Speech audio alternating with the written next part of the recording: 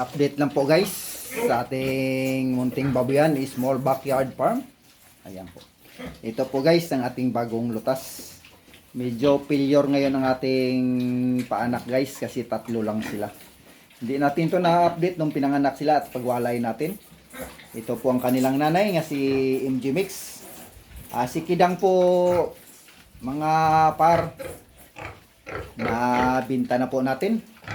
Kasi medyo ano na po ang kanyang paa.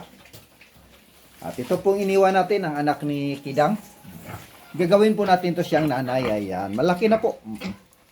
Nasa mga 3 months na po tong anak ni Kidang. Nasa mga 3 months na po to siya. Ayan. Ayan po si MG Mix. Bagong kasta na po yan siya, bagong bulog. Ito po yung anak ni MG Mix na panganay. Ayan po. Gagawin po natin ito silang nanay. Ang dalawa. Medyo gutok po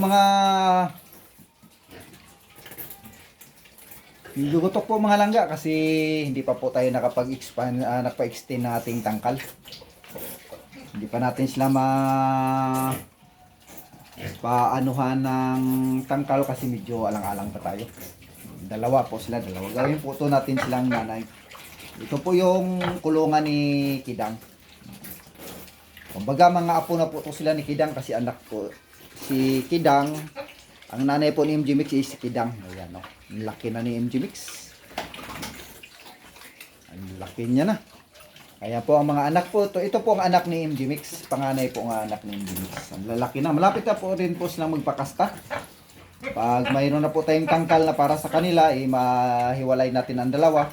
Saka po natin sila pakakastahan.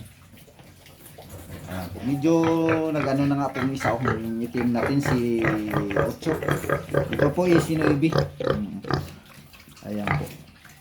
Ito po yung Sinuibi. Ayan po si Ocho, yung kambang natin. Ito po yung tatlo natin, bagong walay. Ayan po si 21. Update lang po guys sa aking munting babuyan. Konting tiyaga-tiyaga lang para ano tayo sa ating mga pinapangarap. Bye-bye and God bless you all. Naway po'y samahan niyo po ako muli sa aking munting channel. Thank you and God bless you. Bye-bye!